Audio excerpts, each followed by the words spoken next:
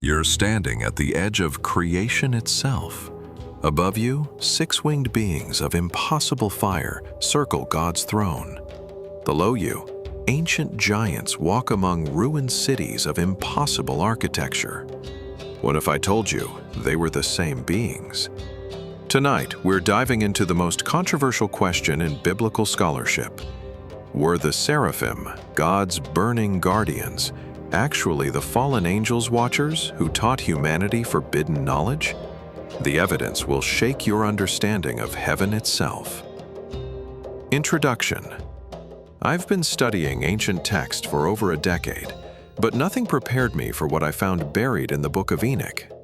The word seraphim means burning ones, but in Hebrew it also means serpents. You see, the same root word describes both the holiest beings around God's throne and the craftiest creature in Eden. Tonight, we'll uncover 4 shocking connections that suggest the Watchers weren't fallen angels at all. They were seraphim who chose humanity over heaven. Section 1. The Serpent's True Identity. Let me take you back to Eden. Everyone assumes the serpent was Satan, but here's what the Hebrew actually says. Nachash doesn't just mean serpent, it means the shining one, the one who whispers divine secrets. Now look at Isaiah's description of the seraphim.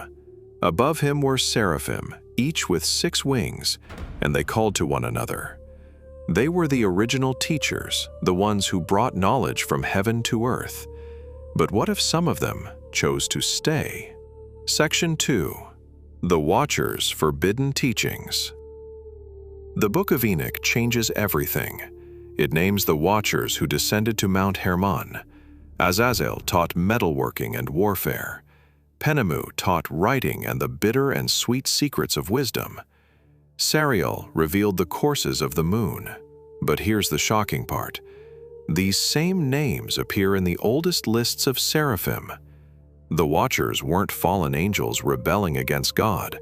They were seraphim choosing humanity over their heavenly stations.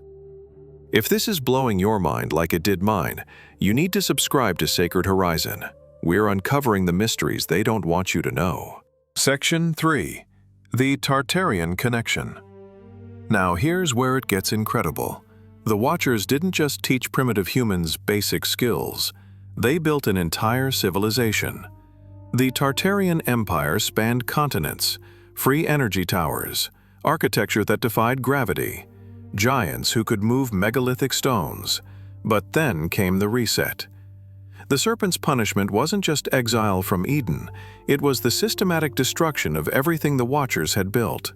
Section 4. The Hidden Truth Revealed. Here's what they don't want you to understand.